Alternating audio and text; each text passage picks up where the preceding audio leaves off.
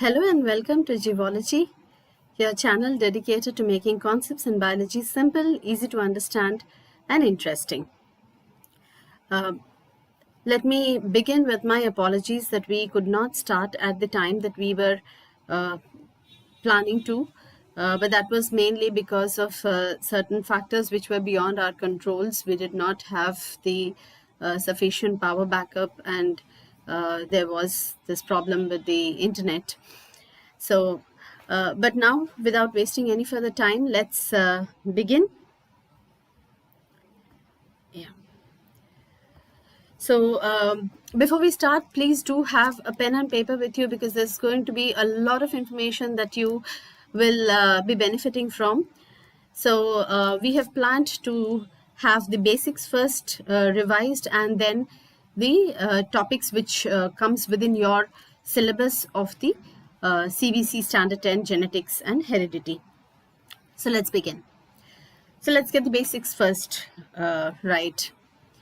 Now, many times what happens is students are confused with what is your actual genetic material, whether it's a chromatin, fibers, whether it is chromosomes, whether it is DNA, whether it is genes, what is the main genetic material. So let's look at that first. Let's see an animal cell. So in an animal cell, or even in case of a plant cell, it holds true. You have a central organelle, which is the nucleus. The nucleus contains the genetic material. Apart from the nucleus, genetic material is also present in mitochondria in case of animal cells, and plastids and mitochondria in case of plant cells. Now let us look at the nucleus specifically, because that's the place where we have the maximum genetic material. So the nucleus has, we are not going to go into the structure of nucleus here, but we can see that there is a lot of entangled mass of thread-like structures which are known as chromatin. And this is the chromatin, which is the one which is made up of the DNA and histone proteins, and this is your genetic material. Now, this kind of a structure is seen when the cell is not dividing, in an undividing cell. But when the cell has to divide, this chromatin material starts getting condensed and it forms thread-like structures which are known as chromosomes. So each of these chromosomes looks like this. Now, the chromosomes have specific locations on them which are known as gene locus, and these specific locations on the chromosome have an active portion which is known as the gene. So this active portion of the chromosome is the gene. Now, the chromosome is made up of DNA, and of the entire DNA, as I said, the entire chromosome is made up of DNA. So the active portion of the chromosome, or the active portion where the gene locus is, that portion on the DNA is what is the gene. So gene basically is the active portion on the DNA. So if you have to define, then chromatin material is the genetic material, or it's a macromolecule which is made up of DNA, or sometimes it's made up of RNA and proteins, and it is present in an undividing eukaryotic cell. Chromosome is a thread-like structure which is present in the nucleus, and it is seen during the cell divisions, and it carries the genes. The gene is an active portion of the DNA, and it codes for the protein. So that's very important. It is the active portion of DNA, it codes for protein, and it is the actual unit of heredity which transfers characters from parents to offsprings. And DNA, or the deoxyribonucleic acid, is the molecule which carries the genetic information. And this is where your main coding lies, which helps in transfer of the genetic information from parents to offsprings. And the DNA is made up of a double helix structure like we saw here. I hope this concept is clear now. So you have nucleus. Nucleus contains chromatin material in undividing cell. In dividing cell, you have chromosomes. Chromosomes, chromatin material condenses to form chromosomes, which has gene locus, which are portions where the gene lies. Gene is nothing but the active portion of the DNA which codes for a protein. So with this background, let's see a little more into what are genes. So genes generally have, every gene has two variants. Most of the times it has two variants. Sometimes genes also have multiple variants, but let's stick to two variants now. These variants of the gene are known as allele. So an allele is a variant of a gene which is present at the same location on both the chromosomes. So you get one chromosome from the father and you get one chromosome from the mother. So allele is the variant of the gene which is present at a particular location, the same location on the mother and the father, paternal and the maternal chromosomes. And so it's an alternative form of the gene which is located at the specific position on the chromosome. Now, in a person who has both the alleles of the same type, such a person is known as homozygous. Say here we are taking this gene B, which is located at this location, and in this person both the genes are of the same variant, that is capital B and capital B. Whereas in these two people, one gene is capital B, one is small b. Here one is small b, one is capital B. So these two people are heterozygous. They are called heterozygous for the gene B. So they are capital B, small b. Again, this person has both small b, so he is known as homozygous. So an individual receives one allele from mother and one from the father. If both the alleles are of the same type, then they are known as homozygous. If they are of different types, then they are known as heterozygous. Clear? Let's move ahead. Now, of these two alleles, one of them would be dominant. Generally, the one which is dominant is written in capital letters. The one which is recessive is written in small letters. So a dominant allele is the one which expresses itself irrespective of whether the other allele is of the same type or of the different type, which means that if there is both capital B, then it will show the B character.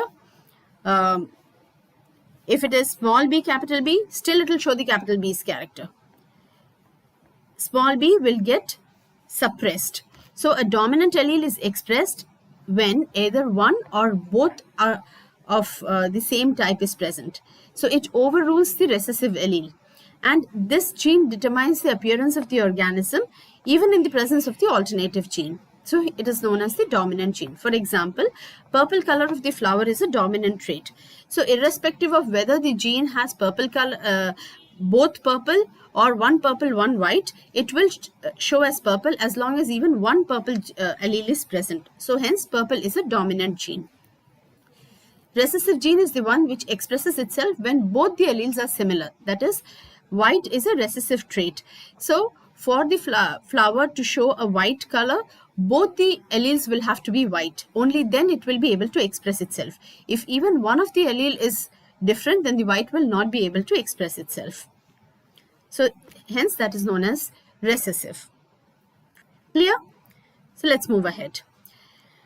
So that was your basic concepts which you need for understanding your syllabus here. So when we come to the CBSE syllabus, we understand heredity and variation. So variation is something which is produced because of sexual reproduction. So here I have given the difference between heredity and variation. You can take a snapshot of this.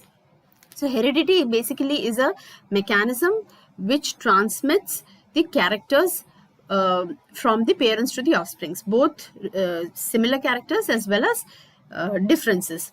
Whereas variation basically it is the visible differences within the individuals of the population. Variation is produced because of the sexual reproduction.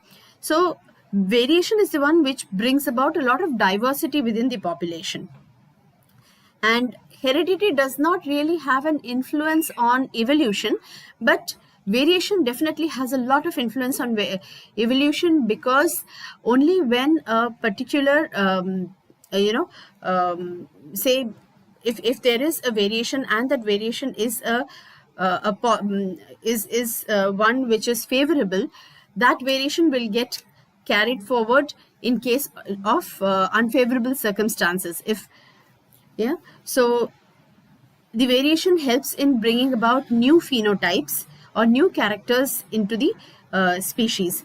So one very important question which often comes during exams: the question is, what is the importance of variation? The question can come in various different forms. It can come as the importance of variation, or it could ask you, how is it that variation helps to increase the chances of survival? Justify the statement. Or it can come as a assertion and reasoning statement. It could come as a 1-mark statement. It can come in various forms. But the important thing that you have to remember is, why is variation important? Reason: variation helps a species or an organism to adjust and adapt better according to the changing environment, which is why variation helps in increasing the chances of survival of the species. And we know that a species will evolve only when it is able to survive in the changing environment. That's the survival of the fittest, the origin of species. So that brings us to saying that variation is the one which helps in development of new species. So when a lot of variation accumulates over generation after generation after generation after generation, the organism starts becoming different, starts looking different from what it was originally, and then it brings or develops into a new species. Human beings are the best example there. From the orangutan stage to, as we keep changing and evolving and evolving and evolving, we are now Homo sapiens, which is a completely different species from where it was initially. So it is the accumulation of the variation which has caused it. Yeah. So that answers the question, is variation a good thing? Yes, definitely. We are also seeing an example here where there is a green lizard and a lizard which is formed because of a variation. Variation can happen during when during sexual reproduction, when the DNA replication happens while gamete formation. So during gamete formation, you know that the DNA of the parent will replicate, and then it will divide and go into the offsprings, into the gametes. Now during the DNA replication, if there are any errors or if there are any changes that happen, which happens spontaneously, these changes are the ones which lead to the variation. So the cause of variation is basically the changes that happen in the DNA during DNA replication. So maybe some change would have happened in the gene which deals with the color of the body of the lizard. So if the lizard now looks like the sand color, it is definitely better because it is able to camouflage with the sand, and hence it will not fall onto the eye of the predator. So if suddenly there is an inflow of predators into this particular environment, it is these green lizards which will first get affected, and their survival will be at risk, whereas these ones will be able to, these yellow ones will be able to camouflage with the soil, and they will be able to survive. So that's where we say that variation is definitely a good thing. Now let's come to inheritance. What is inheritance? How do you define inheritance? So genetic inheritance is nothing but passing of traits from parent organism to the offsprings. Yeah. And what is a trait? Trait is again something which is a visible or an observable characteristic. So a characteristic which can be transmitted from parent to offspring and which is visible is known as the trait. Say for example, eye color or hair color or blood type, or sometimes whether the tongue can be curled or not, and different there are different types of traits. Now let's come to the main portion, which is your mendelism. So mendelism, we call mendelism because of Gregor Mendel. Gregor Mendel is called the father of genetics. Gregor Mendel was the one who did a lot of experiments on plant breeding and hybridization. He did his experiments on pea plant or Pisum sativum. So during these experiments, he studied 7 pairs of contrasting characters, and he gave 3 laws of inheritance. So during Mendel's work, he has taken 7 different contrasting characters on pea plant. One was the flower color, which is pea plant has 2 types of flowers, purple and white.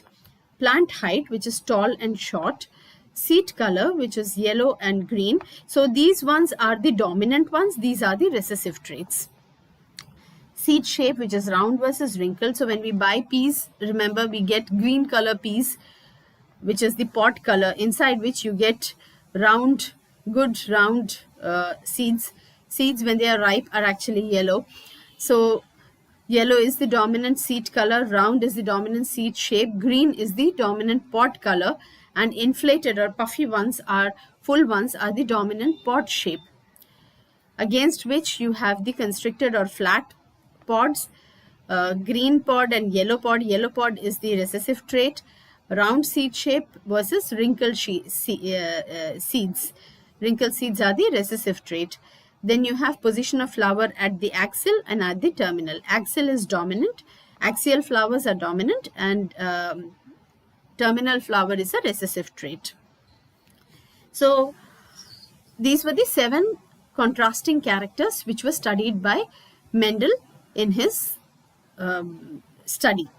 So Mendel was basically a priest, and it was behind his church that he had a garden where he did all these studies. He was a statistician, so when he started seeing the progeny, he was able to do a lot of statistics to find out these different ratios from which actually we got our laws of inheritance today. So you see there is a lot of connection or interdependencies between different streams of sciences. Okay, now coming back, this is again a very, very, very, very, very important question for exams. Why are pea plants best to study inheritance? I have seen that this question has come in 2017, 2016, 2014, 2013 and 2021. So this has come in so many different years, but in different wordings. So for the sake of saving of time, I'm not going into each of the wording, but I'm just explaining you the main concept here as to why pea plants are the ones which were used by Mendel for studying inheritance. One, pea plant has very, very clear contrasting difference. Either the flower is purple or it is white. It is not light purple, dark purple, lilac and so on. It's very clear purple or white.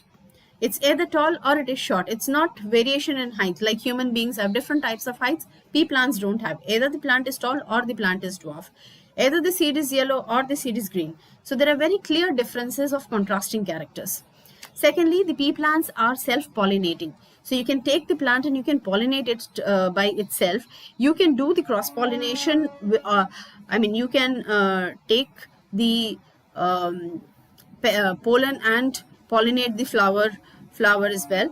And this helps in producing the next generation easily. So you don't really have to depend on a pollinating agent, and then the success rate of your experiment can get affected and so on. So this self-pollinating behavior of pea plant is very, very useful because it helps to produce the next generation very easily. And pea plant has a very short life cycle. So within a comparatively short period of time, you are able to see different generations. If you have to wait for 40 years for a tree to grow and then you get your next offspring, you will really not be able to see the trends of inheritance. So it was very easy to do that with pea plants, and pea plants produce many offsprings. So when there are so many offsprings, you are able to generate the ratios so well. If there are just 2 or 3 offsprings, you do not know which variation or which combination has happened, and you might be missing out on so many other combinations. So if only when there is a lot of offsprings it is easy for like combining or segregating them into different groups, or rather grouping them into similar types, and then finding out the ratios and the relations between these traits and different ratios.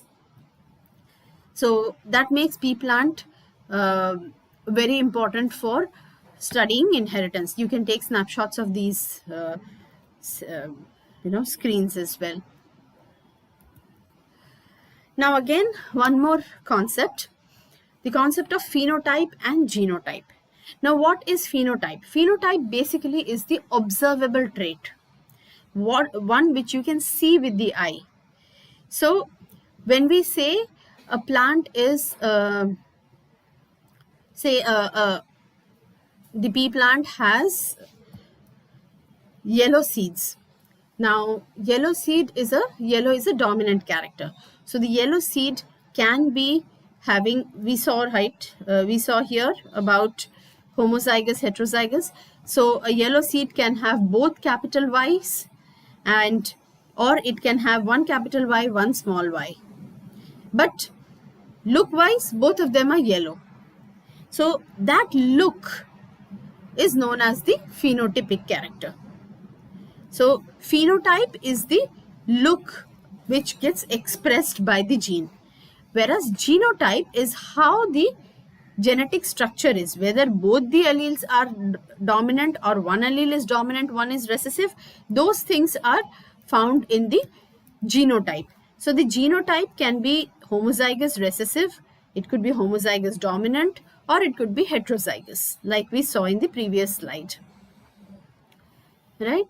And phenotype is what we are able to see with our eye, or which is what is expressed by the genetic combination, right? So now you know what is phenotype, what is genotype. So do you have any questions so far? If you do have questions, please type it in the chat box, and let me answer them as and when I see them, or maybe at the end of the session. So please feel free to ask questions if you are not able to understand anything, or if you have doubts, or you have any clarifications.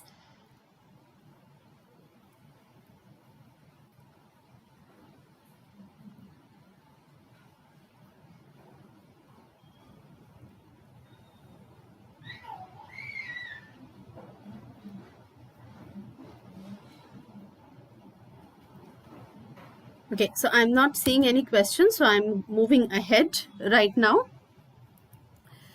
So let's see the first cross, which is the monohybrid cross. Now, when Mendel did his experiments, he took the traits and then he did crossing between the plants, and then he observed how the progeny were and how did the progeny look like, what could have been.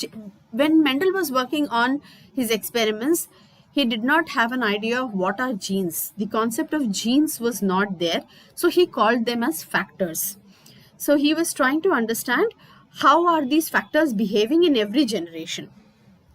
So what he did, first he observed one single pair of character, and then he crossed the parents, and then he tried to observe how these characters are getting inherited in the subsequent generation. So when a cross is done with studying only one pair of character, it is known as monohybrid cross. Mono means one, hybrid means crossing together, right? So let's see the parental cross which Mendel did. So what he did first was he took a tall plant and a dwarf plant. That's the phenotype. Now this tall plant was a pure tall. When we say pure tall, which means both the two alleles are dominant. And this is dwarf, since it's a recessive trait, it has to be pure, otherwise it will not get expressed. So dwarf plant is small t, right? And then let's see how when the gametes are formed in this plant, how is the gamete formed. We are doing the cross together. I deliberately did not make the cross and keep a picture of it, because I wanted to do it together with you as a practice for you to see how I'm making the cross, and what you should do to make sure that you are able to do the cross yourself without making mistakes, right? So first, parents' phenotype, then we write the factors of inheritance, and then we see how is the gametes produced from this. Now this parent, when it has to produce gametes we know will carry only one of the allele, because the chromosomes divide into half, right? Like not one chromosome dividing into half, the total number of chromosomes divides into half when it forms different gametes. So this plant, when it forms gametes, it will form two gametes. One will have one capital T, the other one will have another capital T. This dwarf plant will also produce gametes with small t and small t. So this is the gamete formation. Clear? Let's move ahead. Now, when these gametes have to cross, when this parental gametes cross, what we will get will be the F1 generation, right? So now, while doing the cross, look at this very carefully. We are taking this T and we are crossing it with this T, and what we are getting is capital T, small t. Then we are taking this T and crossing it with this T. Now, a lot of time what students make mistake is they will take this T, they will cross with this, then they will take this T and then they will cross with this, then they will take this and that, and then they get confused and they miss out one or the other, or they do the same one twice. That's a very, very common mistake. So my suggestion will be here that you take the first gamete and then do the cross with the other, the two types of gametes or two gametes of the other parent. Be done with it and then move to the second gamete, right? So you have taken capital T and this small t. Now this gamete along with this gamete will give you capital T, small t again. Now let's take this gamete, second one, then cross it with this one and we get capital T, small t, and then we again take this capital T and this small t, we get this capital T, small t here. Right? So this is your F1 generation, and what you are able to see is the genotype. That is, you are able to see how the genetic structure of the F1 generation is formed in this kind of a cross. Now, how will this F1 generation look like? That will be the phenotype. Phenotype will be tall because there is capital T, small t. Capital T is dominant, small t is recessive. So capital T denotes tall, small t denotes dwarf. So what you will get in your first F1 generation are tall plants. This is also tall, this is also tall, this is also tall. So all the plants in your F1 generation are tall, but they are hybrid tall. They are heterozygous tall. Whereas your parent was pure tall. Clear? So that's the difference. Remember that. Now this is half of the cross. Let's move to the next page. So when Mendel did this cross, he received the F1 generation where he found all tall plants. Then when he took two of these plants from the F1 generation and then he crossed the flowers, he pollinated the male and the female parts of the flowers from the same plant. Then what he got is the F2 generation. Now let's see how to make the F2, how to obtain the F2 generation in the monohybrid cross.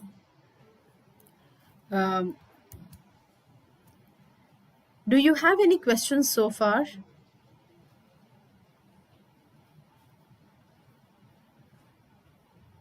Is it clear?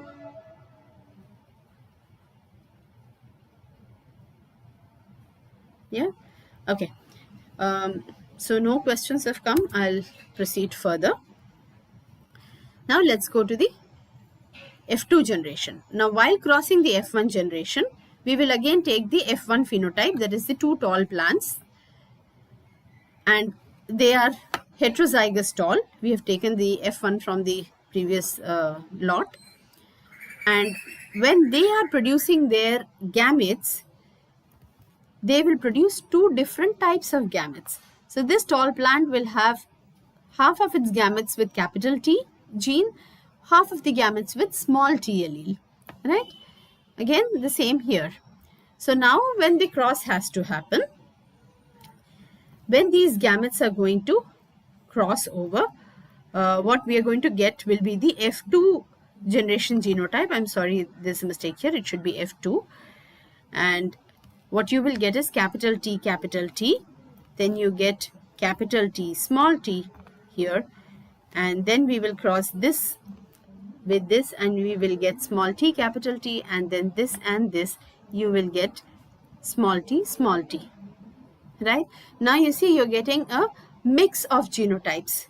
You are getting back your parental genotype of pure tall pure dwarf, and you're also getting 2 recombinant genotypes. These are heterozygous talls, right? So the phenotype here will be tall, tall, tall, and dwarf. Sorry, this will be dwarf. Yeah. So you get 3 talls and 1 dwarf. I'm extremely sorry. This has to be dwarf here. It's a typo error. Maybe let me just correct it right away. So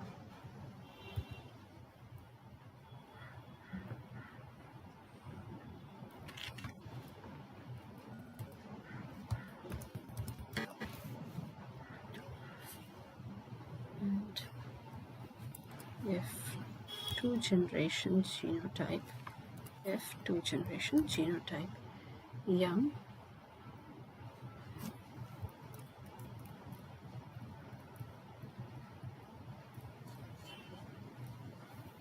yes. So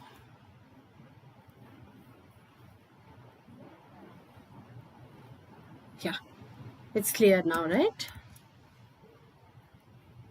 Absolutely fine. So now what you're able to see is the F1 phenotypic ratio, which is 3 talls is to 1 dwarf. That is why the phenotypic ratio is 3:1. When we see the genotypic ratio, you will see that there is one type which is capital T, capital T. There are 2 capital T, small t's, and there are 2 small t, small t. Right?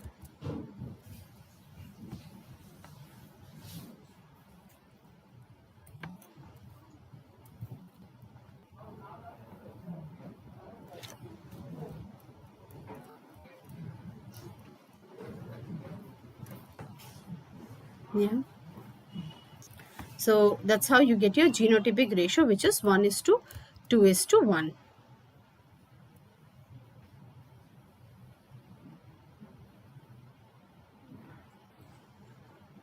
Okay.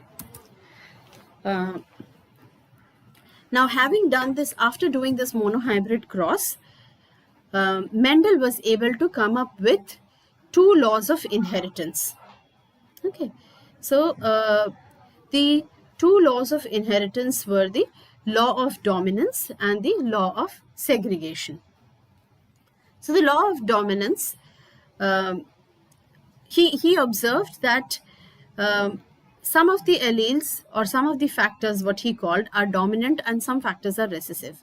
A dominant allele or a dominant factor shows its effect in the F1 generation in heterozygous condition, and the recessive factor fails to express itself in the presence of the dominant allele. Thus, an organism with at least one dominant allele will display the effect of the dominant allele and express its trait. I hope it's clear. So you have 2 traits, two factors in the F1 generation. It is able to express only the dominant character. Only one of them is able to express, one is not. So that, and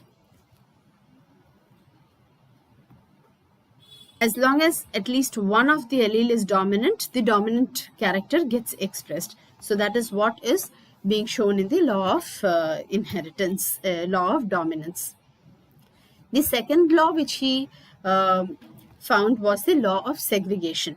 He observed that when the gametes are being formed, these 2 alleles of each gene are segregating independently, and they segregate from one another in such a way that each of these gametes take one of the alleles. So the alleles are not moving together, right? So when this plant is producing its gametes, this small t does not bother whether the next to it is a capital T or a small t. It just doesn't care. It moves into one of its gametes. Same way, this capital T moves into one gamete. It doesn't matter whether the other allele is a capital T or a small t or what it is.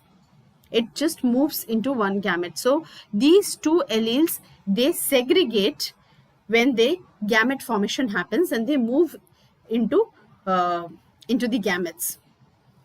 Right, so that is your law of segregation. So during gamete formation, the alleles of each gene segregate from each other, so that each gamete carries only one allele for each gene. So each gamete is having one allele of each gene. Clear? So you got two laws of inheritance from your monohybrid cross. Right? From monohybrid cross, we get a whole lot of questions.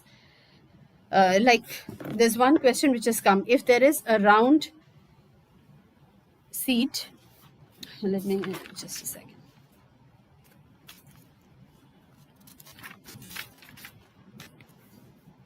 Yeah, this is a question which has come in CBSE exams of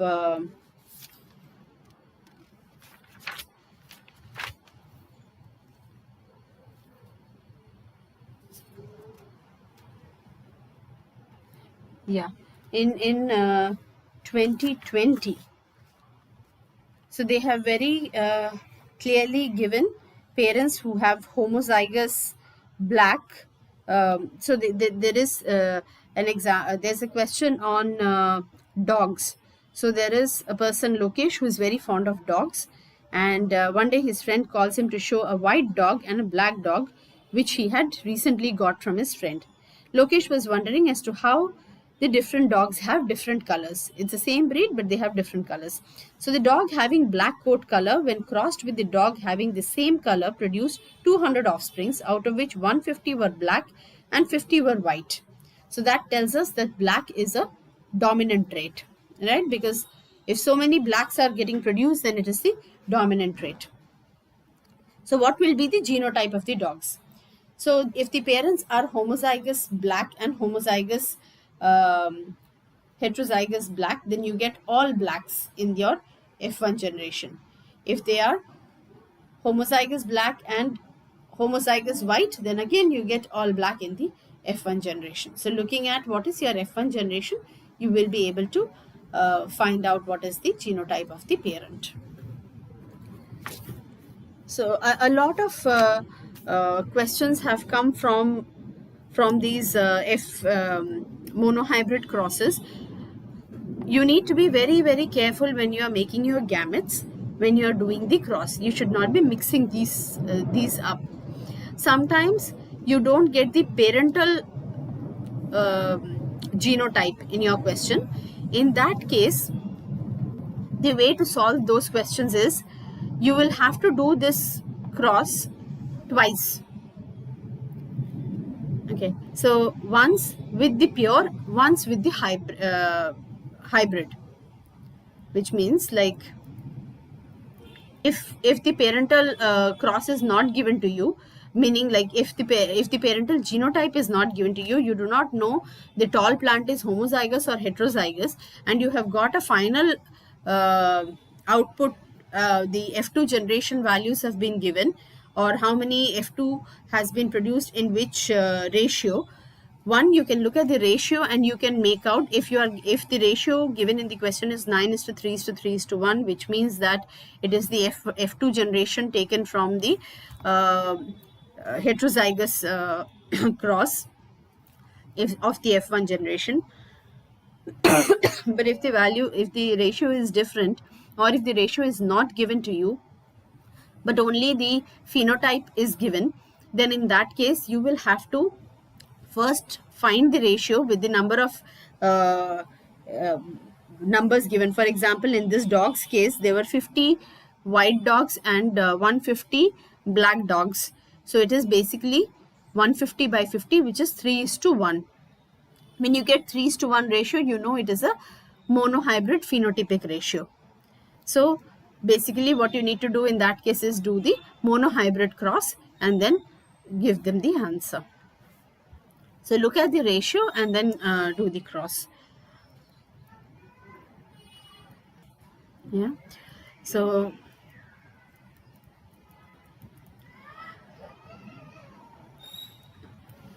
Let us look at dihybrid cross now. Dihybrid cross is actually a little more complicated as compared to the monohybrid cross. Yeah. So, do you have any questions, by the way, before I move on to dihybrid cross? Then I can take a question and solve it along with you. Since we started an hour late, I'm not taking up questions and solving them online with you.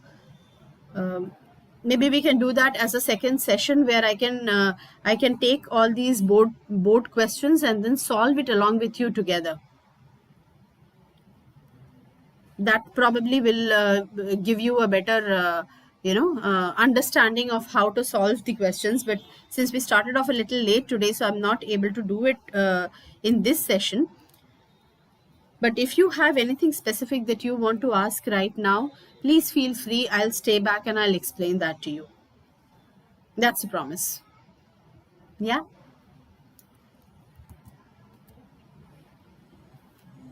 Yeah. Okay. All right. Let's go to the dihybrid cross in the meanwhile. So dihybrid, di means two, hybrid means crossing again. So when we are studying two contrasting characters at the same time, then that is known as dihybrid cross. Okay, so cross with two pairs of contrasting characters. Di means two. Now here you can see in case of when Mendel did his dihybrid cross, the parental cross that he has taken, he has taken two characters. One is round yellow, the other is wrinkled green. So the parental phenotype is round yellow and wrinkled green. Round is dominant character, yellow is dominant character, wrinkle is recessive character, green is recessive character. So round is denoted by capital R, yellow is denoted by capital Y, wrinkled is denoted by small r. It has to be definitely homozygous because it's a recessive trait.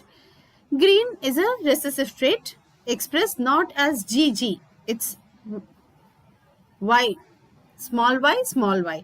So the recessive trait is always the small alphabet of the dominant trait. So dominant round, wrinkled is not W, it is small r. Yellow seeds, capital Y, green seeds, small y. Okay. So when the gametes are formed, here I have shown it like this so that I'm able to explain you. We are crossing now this parent, when it has to produce its gamete, it can produce two types of one type of gamete which will have capital R and capital Y. So this capital R will go into one gamete, this capital Y will go into one gamete while gamete formation. Again, this R is sitting with the parent itself. It also has to go into another gamete. So this capital R and this capital Y, they will go and form one more gamete, right? When it comes to wrinkled seeds, there is small r. So this small r will go into one gamete. This Y will go into one gamete. This small r will go into one gamete. This Y will go into one gamete. Now you may say, why this R and this Y we are not taking? Actually, we are not doing a cross here.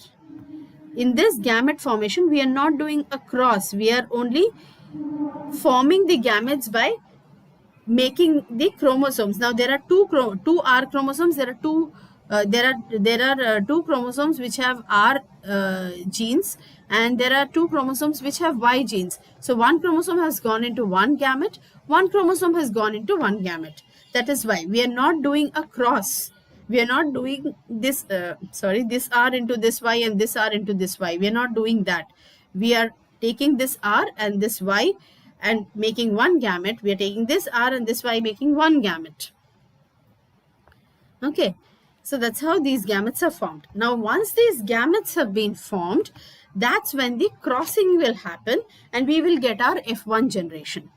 Now, while the cross happens, so this is one parent, this is one parent. We are looking at what is the probability of the offsprings, right? So this gamete can fuse with this gamete.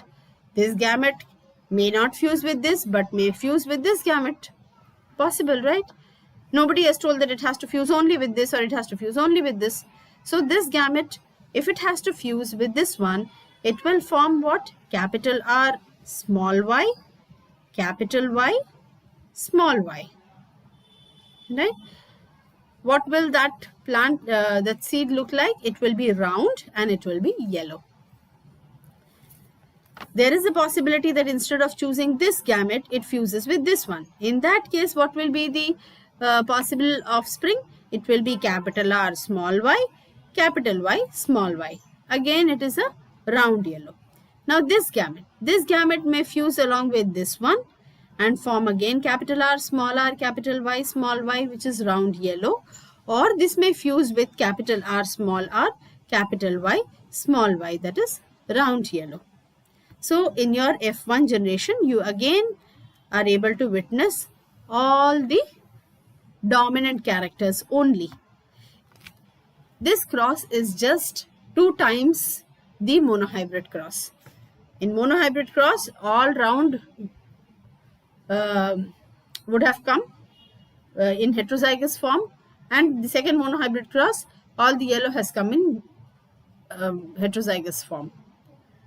Basically, dihybrid crosses, 2 monohybrid crosses together, and we have expressed it together while working on the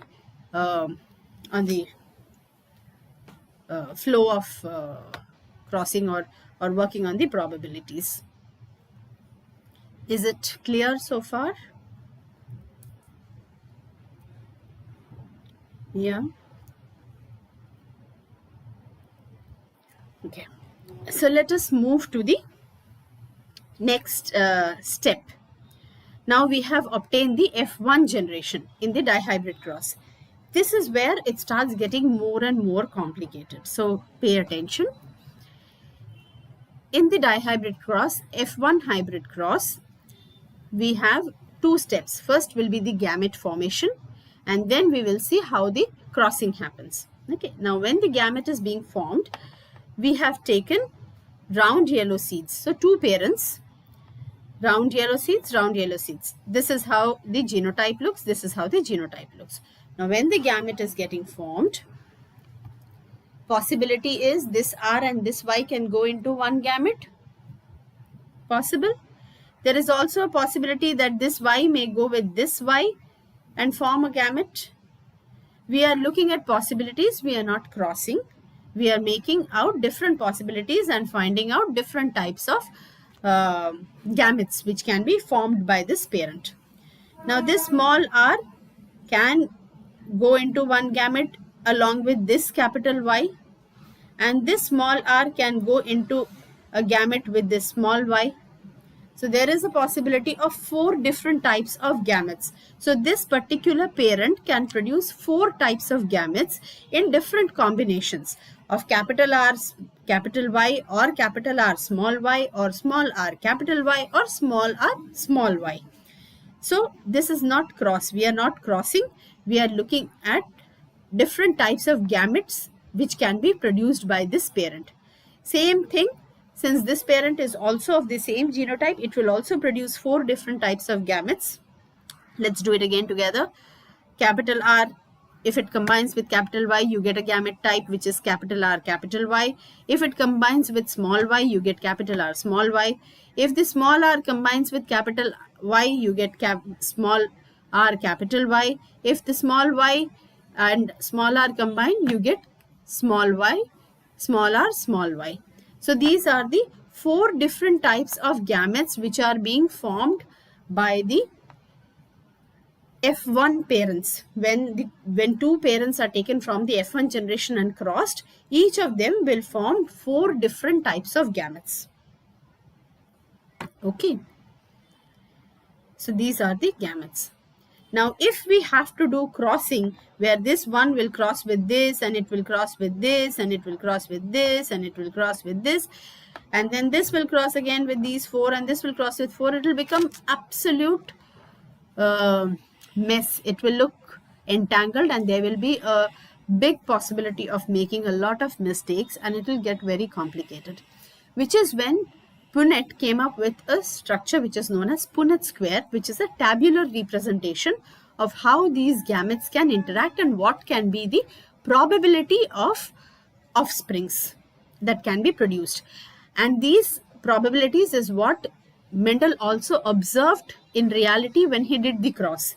We are looking at it as, you know, in order. When Mendel did, he did not know that this is going to come in order. He found the final result and then he backtracked it and found out all the steps, and that's what we are now, and then he came up with the laws, and that is what we are now studying in a very structured way, right? So let's do a Punnett square together where we are going to cross the 4 gametes from this parent 1 and then 4 gametes from this parent 2. So step 2 will be the fusion of the gametes. Step 1 was gamete formation. Step 2 is fusion of gametes. So in the fusion of gametes, we first make the Punnett square. We are keeping 4 boxes on top for one parent, 4 boxes on the side for the second parent. Yeah, let's do it together. The first parent, we are taking the 4 different gametes and we put them here. The second parent, we take the 4 different gametes and we put them here. Always remember, gametes are represented inside a round. You do not represent, it's a convention, it's a ritual which the biology fraternity has been following, and it is being followed worldwide, so we need to adhere to that. Otherwise it will get, people will not know. Unless we follow one common language or we follow one grammar, people will not understand what we are speaking. The same way, when we are denoting certain things in biology, we need to adhere to the standards which are followed across the globe so that anybody who looks at it will be able to understand. So gametes are always represented inside these circles. But when we get the offsprings, we do not put them into the circles, right? So now we have put the gametes of both the parents. Let's start crossing. So what we'll do, we'll cross this gamete and we'll cross with this gamete. So if this gamete crosses with this, what do we get? We get capital R, capital R, capital Y, capital Y. So what you get is round yellow. Round because you have the dominant R, yellow because you have dominant Y, capital Y here. Okay. Now next, this and this combines together and you get capital R, capital R, capital Y, small y. Capital R gives you round. Capital Y, small y, it's heterozygous. Y is dominant, so you get yellow again. So you get again another round yellow. The third one, capital R, capital Y, small y. What you get is again round yellow. Yellow because both are present here, and round because round is a dominant trait and capital R is dominant over small r. Small r is wrinkled. So since capital R is present, you're getting round yellow. In this case, you're getting capital R, capital Y, small y. That is again round and yellow. Right? Coming to the next one. Again here I would suggest take one row and then do completely, or one column and do completely. You could either take this or you could take this, whichever is comfortable for you. But take one and then do it. Don't haphazardly do. Then you will mix it up and you will mess it up. Okay. Now we'll take the next one. That is capital R, capital Y, small y. Capital R, small y, small y. So capital R, wherever it is there, it will be round. Capital Y, small y will give you yellow. Small y, this time you are getting a recessive trait. So the recessive trait is getting expressed in this case where both the recessive genes are present in homozygous condition. That is, both the genes are small y, and that is why you're getting a green seed here. Then you're getting capital R, capital Y, small y. So you're getting again round and yellow, and then capital R, small small y, you're getting round and green.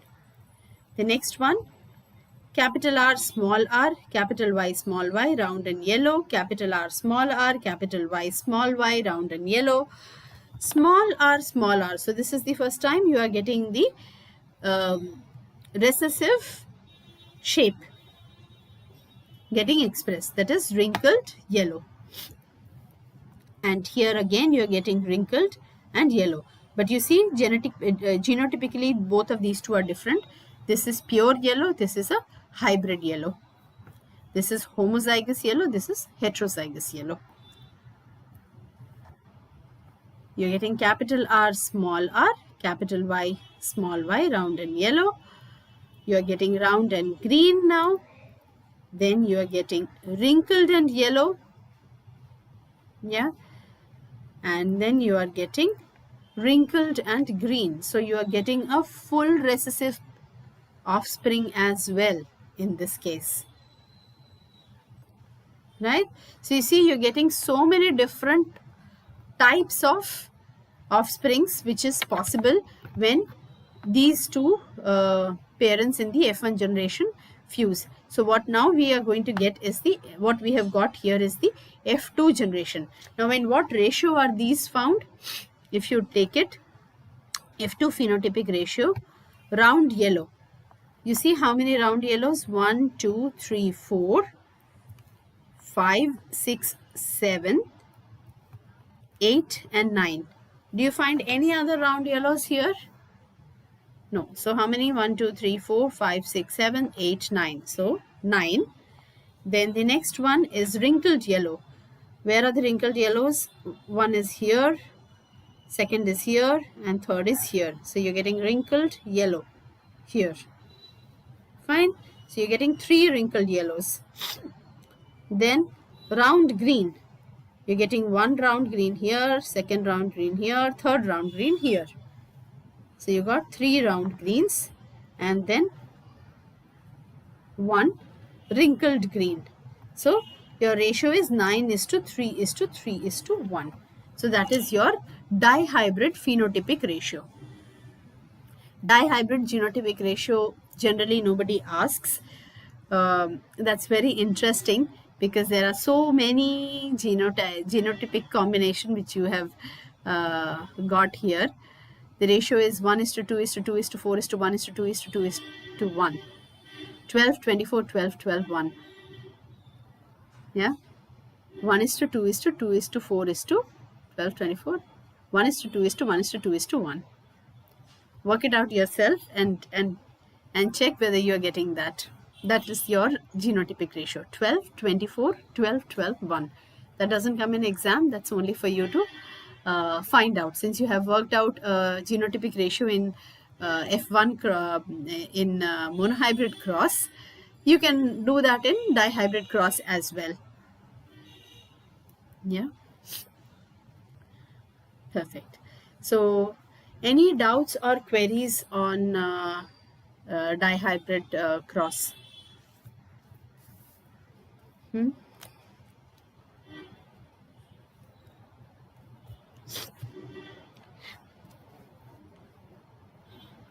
A very short answer question which came in CBSE 2018 says that Mendel took tall pea plants and short pea plants and produced F1 progeny through cross fertilization. What did Mendel observe in the F1 progeny? So he took tall pea plants and short pea plants and he got the F1 progeny through cross fertilization. What would he have got in F1 progeny? So we know that Mendel crossed pure parents. So when Mendel cross fertilized tall pea plants and short pea plants, what he got in the F1 generation are all tall pea plants. Right? So this came in 2018. And then in 2019, the question was, in a pea plant, the trait of the flower bearing purple flower, that is capital P is dominant over white flower which is small p. Explain the inheritance pattern of F1 and F2 generations with the help of a cross following the rules of inheritance of trait. State the visible characters of F1 and F2 generation. So here what have they done? They have taken only one character, which is your purple flower. So it's only single character, purple and white flower. So it's one set of characters. So it has to be a monohybrid cross. And they are taking purple flower dominant over white flower, and then they want to know the inheritance pattern. So basically, they are asking you to do the monohybrid cross completely and show them with, instead of tall and dwarf, you are taking purple and white. Clear? Then, which plant, this came also in 2019, which plant Mendel used for his experiments? We know it is pea plants. What type of progeny was obtained by Mendel in F1 and F2 generations when he crossed the tall and short plant? Yeah, in F1 generation we got all tall, in F2 generation we got tall and dwarf both, and genotypically we got both pure tall as well as hybrid talls or heterozygous talls. So what, write the ratio he obtained in the F2 generation. So when we are writing the ratio, we will give both the ratios, since they have not specifically told us which ratio they want. So we have to give both the phenotypic and genotypic ratio. Phenotypic ratio is 1:2:1. Genotypic ratio is 9:3:3:1. Right?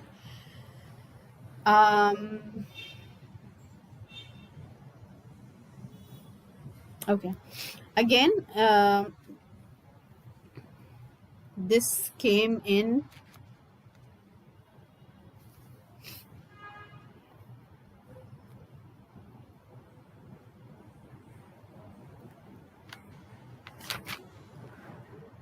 yeah, 2019 as well as 2017. It has come twice. It says, with the help of Mendel's experiments, show that traits may be dominant or recessive, and traits are inherited independently. So traits may be dominant or recessive is nothing but your first law of inheritance, which is your law of dominance. So basically, with the help of Mendel's experiments, you have to explain the law of dominance. That means you have to do your monohybrid cross, and then below that you will have to say that from the monohybrid cross it is understandable and it is visible that that one of the alleles is dominant over the other, and it can express itself even in the homozygous, both homozygous as well as heterozygous condition, whereas the recessive allele can be expressed only in the recessive condition, and that is your law of dominance. So you'll have to write the definition of the law of dominance as well as give the monohybrid cross. The second part of the question is, with the help of Mendel's experiment, show that traits are inherited independently, which means it is the third law, which is the law of independent assortment. That is what we have got after Mendel completed his dihybrid cross.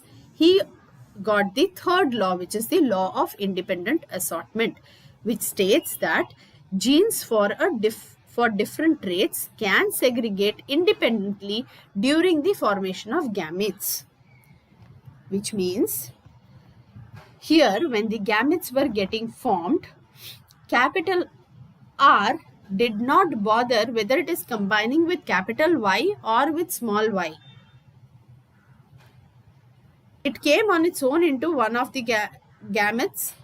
It could combine with capital Y or it could combine with small y. It is really not bothered whether the other one is capital or small. Similarly, when small r got segregated, it did not bother anything. It did not say that small r, I am small r, I will go only with small y. I am small r, I will go only with capital Y. No, it went on its own. It did not go along with capital R. It segregated. That is law of segregation. It segregated from capital R and it went alone into the gamete. That was law of segregation. While going into the gamete, it did not bother whether the other allele which is coming into the gamete is capital Y or small y. So it is an independent assortment. It is getting assorted into the gametes independently of what the other alleles are doing. Got the point? right? So when these alleles are getting segregated, they are segregating independently. The traits are getting segregated independently. Yellow seed is not waiting for round to go into a gamete. You can see here the wrinkle and green are also coming together. So when the traits are getting going into the gametes during inheritance, they are not combining or joining with one another. They are getting assorted independently. That is your law of independent assortment, which is the third law. You cannot see or observe third law in your monohybrid cross, because third law is specifically dealing with the different traits. So you can see third law only when you are studying more than one traits at a time. So where you are studying more than one traits at a time, that is only in the dihybrid cross. In monohybrid cross, you are studying only one trait at a time. Right? So that's your law of independent assortment. So when this question has come here in 2019 and 2017 as well, where it says, with the help of Mendel's experiments, show that the traits are inherited independently, which means you will have to actually do this entire dihybrid cross. It's a 5 marks question. So you will have to do this, starting from this page, the entire dihybrid cross, taking pure parents and then moving on to the F1 generation, then working on the gamete formation of the F1 generation, and then working on the Punnett square, and then finally arriving at the ratios. You need not actually make these ones. This is for me to explain you, but you will have to definitely write the genotype and the phenotype. You need not make these yellow color dots or green color dots. That was for me to explain you, since I'm not sitting in person where we can do it together on paper. And then you will have to write the law of independent assortment. Only then you will get your full 5 marks. Yeah. Also, one very, very important thing I want to tell you all is, many times students read the question and start the answer with a phrase instead of writing a full sentence. So, for example, if the question is, why can asexually reproducing organism display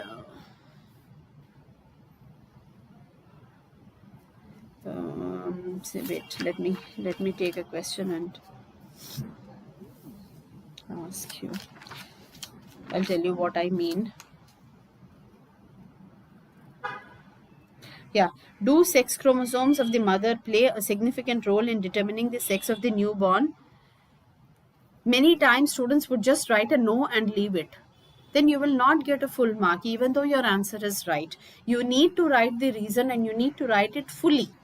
So you have to say no because the mothers have a pair of X chromosome and all children will inherit X chromosome irrespective of whether they are male or female. And from the mother, it is only from the father that they get the Y or the X chromosome, and that's where the gender gets decided. So we will be seeing the sex determination now, but what I'm trying to say here is that when you're writing your answers, be very careful that you're giving the full answer. Yeah. A question which says, say,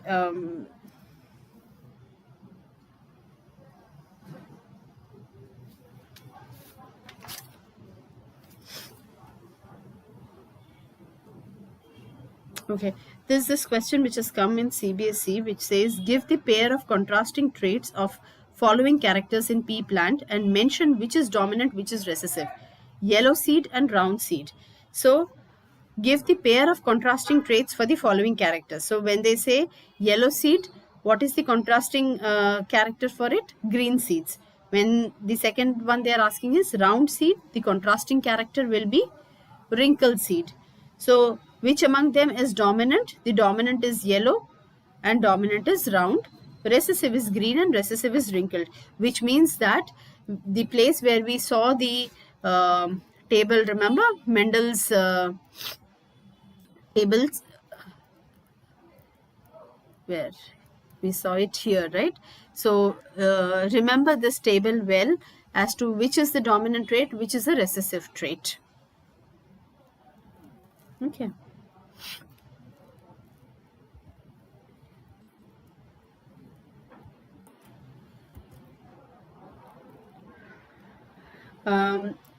Let's move on to the last portion, which is your sex determination.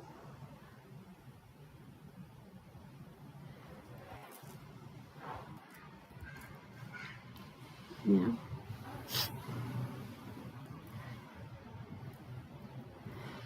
So in case of sex determination,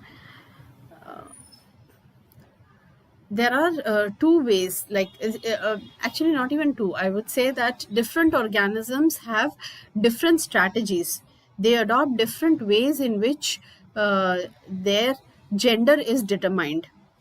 So some of them, some animals follow a non-genetic type of sex determination. Some organisms like human beings and a few mammals, or mostly mammals, they follow genetic sex determination. So an example of non-genetic sex determination is for turtles. Now, turtles, their gender depends on temperature. So when the egg is formed, you would have seen, right? The eggs of the turtle are formed in the turtle comes from the sea or the water and then lays its egg into the sand, covers it up and then goes back. Now the eggs are there in the sand and they are getting incubated.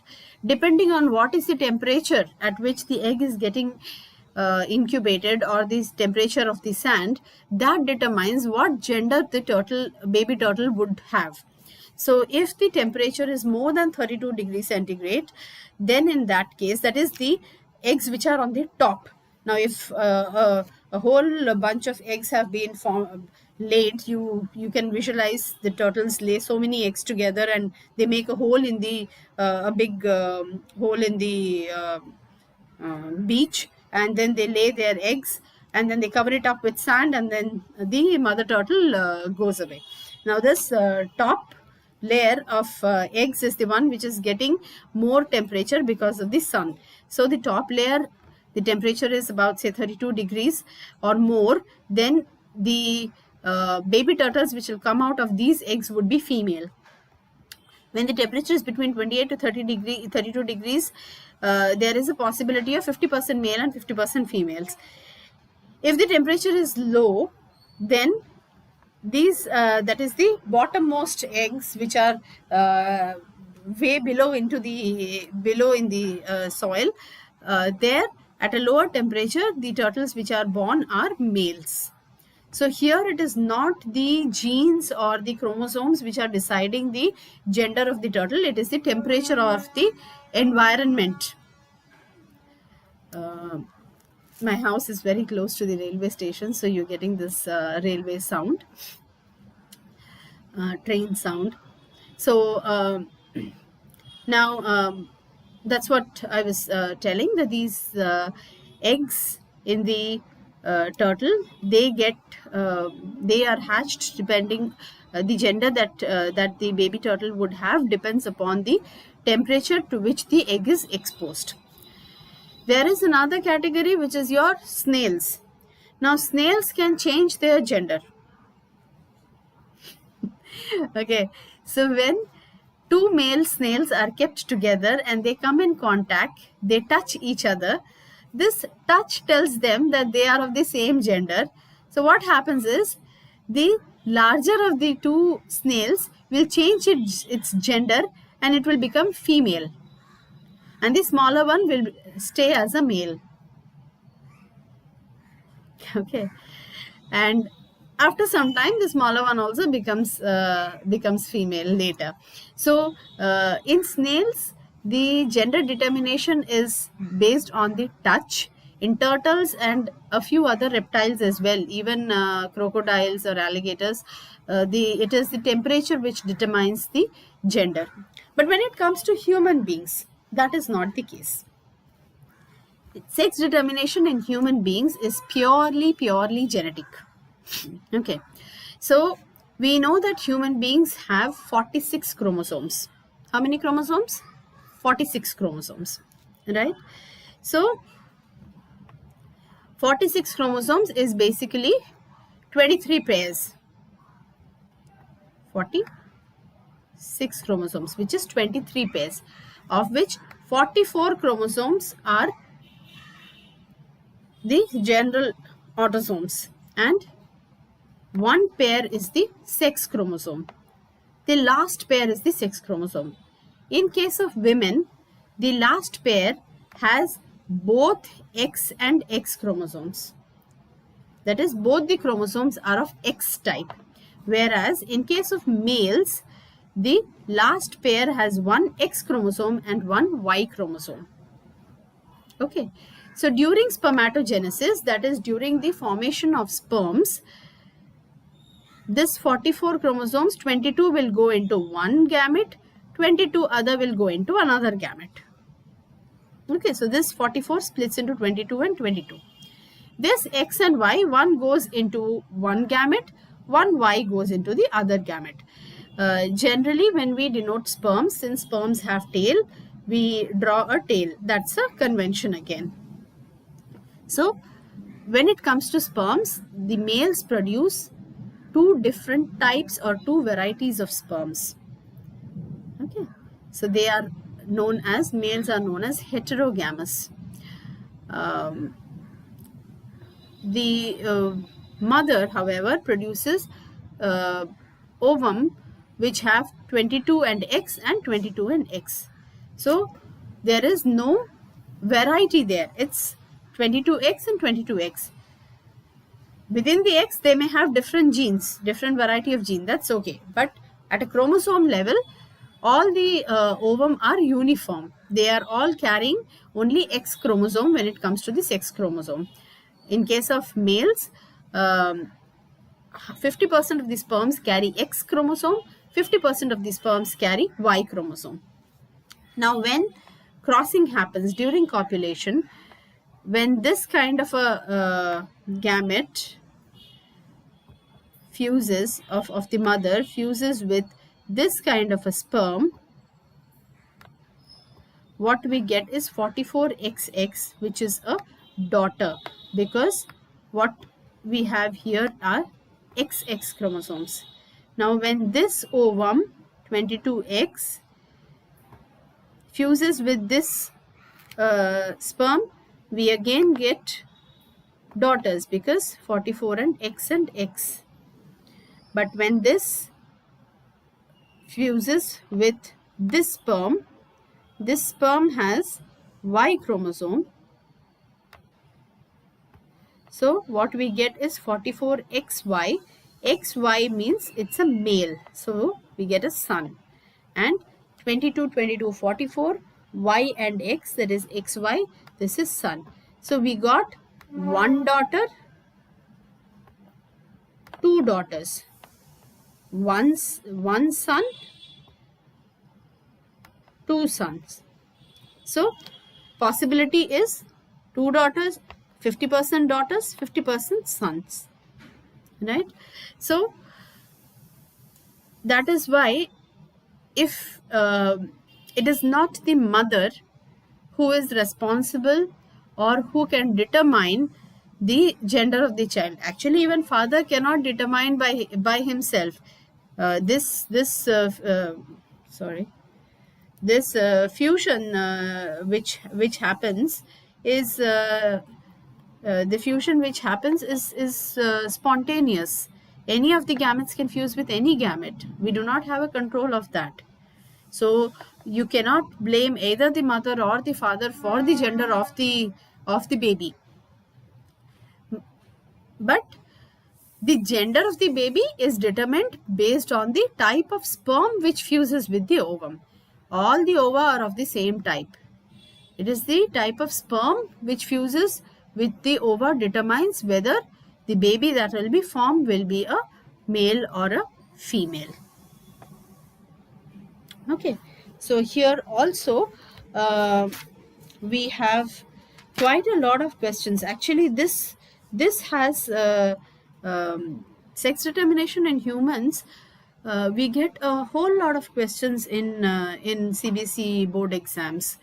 And most of the times it is associated with the mother and the who is responsible. That is looks like a very favorite of the examiners. So the question may come in different language. Maybe the language of writing the question could be the pattern in which the question is made could be different, but basically they are always asking whether the mother is responsible or the father is responsible, or is it the sperm which is responsible or the ovum which is responsible. Okay, and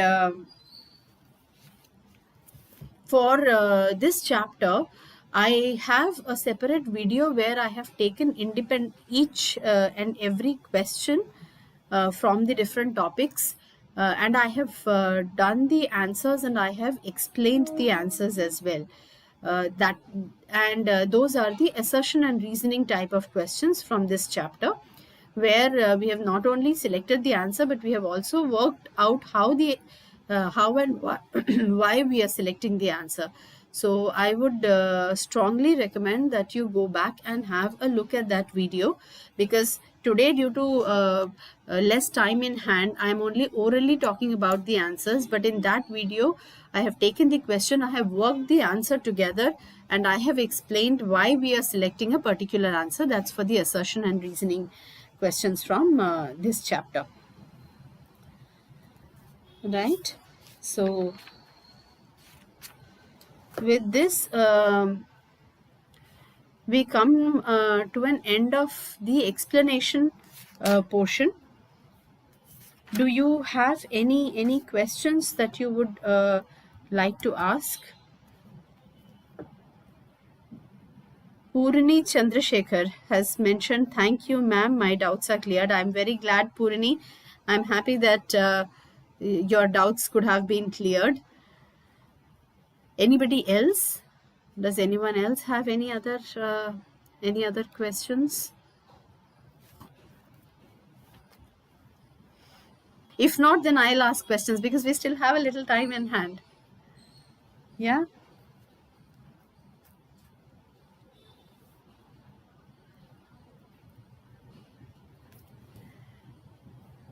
Shall I ask? Okay, let me ask you a question then.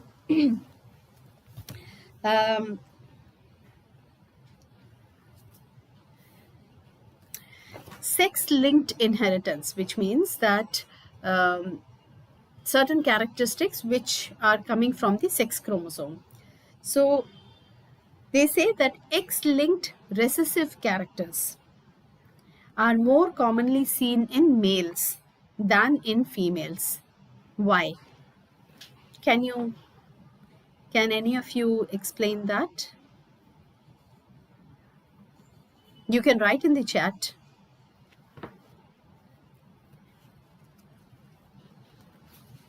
Why is it that recessive characters seen in X chromosomes will get expressed in case of the males more than the females? Any idea?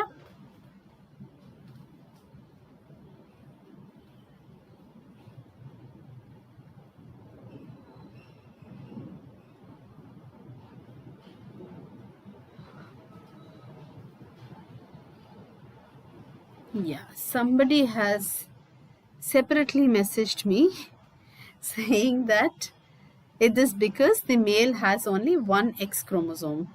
Absolutely. You are absolutely right. Because the male has only one X chromosome, the other is a Y chromosome, which means that whether it is a dominant or a recessive trait, only one is present only one of those alleles are present. So even if it is recessive, it will get expressed. So X-linked recessive traits can more easily get expressed in males as compared to the females, because in female there are two X. So there will be two alleles of that particular gene, and if one allele is recessive and the other is dominant, then the recessive will get suppressed. Whereas in case of the male, male has an X chromosome and a Y chromosome. So whatever is present on the X chromosome will get expressed, whether it is dominant or recessive. All right.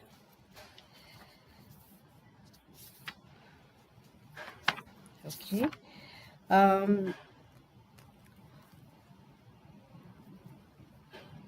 Okay. When we two pink color flowers on crossing resulted in one red, two pink, and one white progeny. Okay, so two pink color flowers were taken, one red, two pink, and white progeny was taken. Is this following the Mendelian principle? No, because pink is not a Mendelian character. When we are studying mendelism, we are looking at very pure contrasting characters. Okay, so this is not a Mendelian character.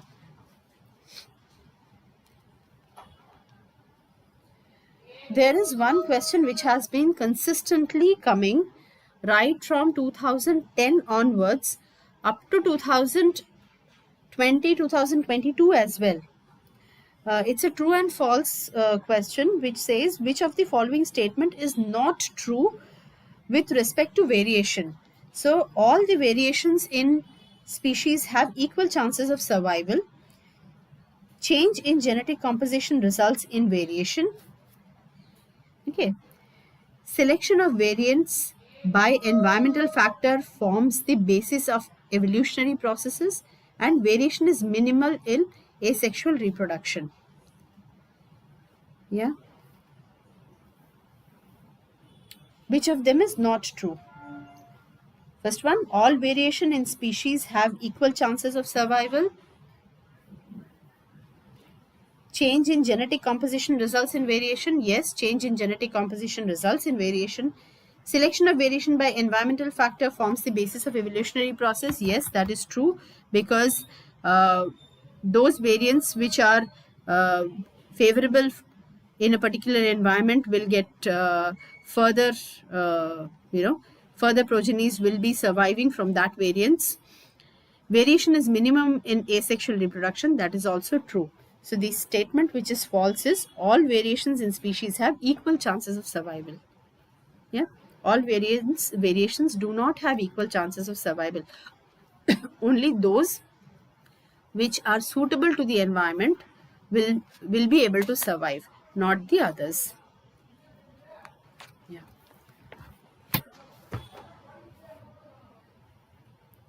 Do we have any other queries? Anybody else?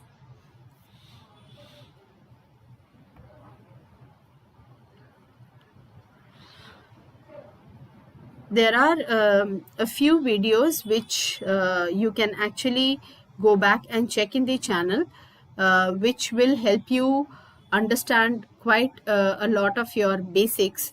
One is your, this understanding the chromosomes, genes, and DNA, which I have taken, very, very briefly here. You can actually go to the video which I have in my channel, and you can go through that. It'll help you understand the concept very well. It's a detailed one. I have given the link now in the chat. You can take that, and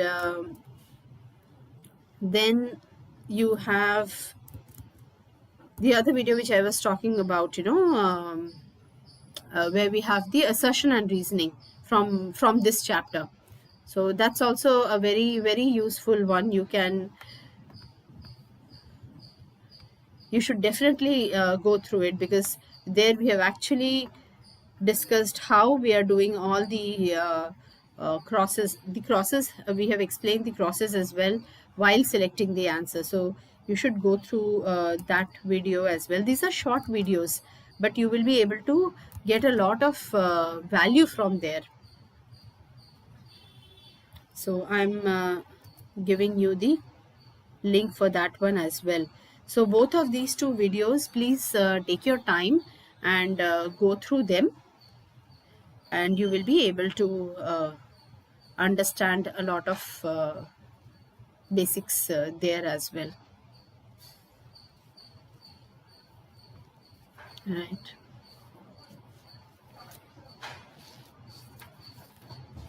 There are a few videos on, since you are going to appear for your board exams, there are a few videos which are mainly talking about the questions which are there in the NCERT book, where I have taken each question and again explained the answers. So that is those videos are actually there in the playlist. There is a playlist which is called Assertion Reasoning for Standard 10, and then there is a playlist which is called NCERT Solution. So I would suggest that those who are preparing for your board exams, you can actually go back and go to that playlist as well. You can go into my channel and you'll be able to find the playlist that is on the NCERT chapters. That playlist is known as NCERT Solution.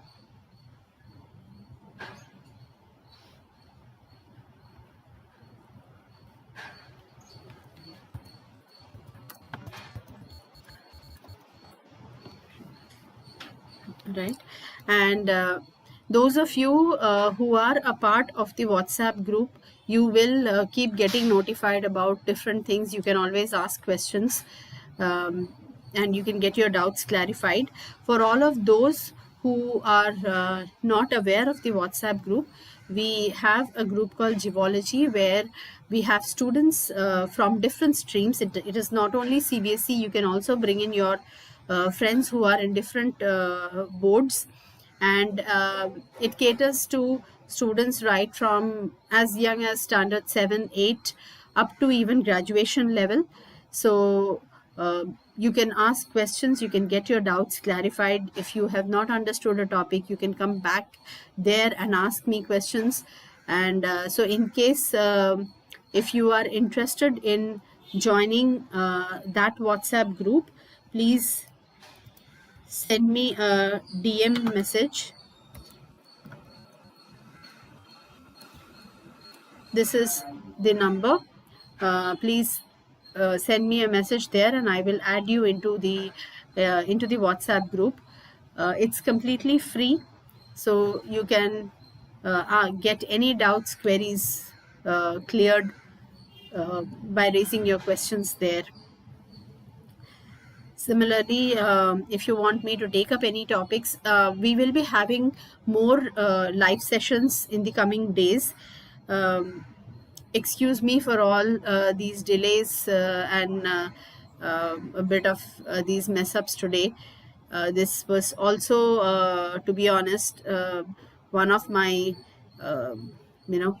second live sessions. So even I was trying to get my bearings around.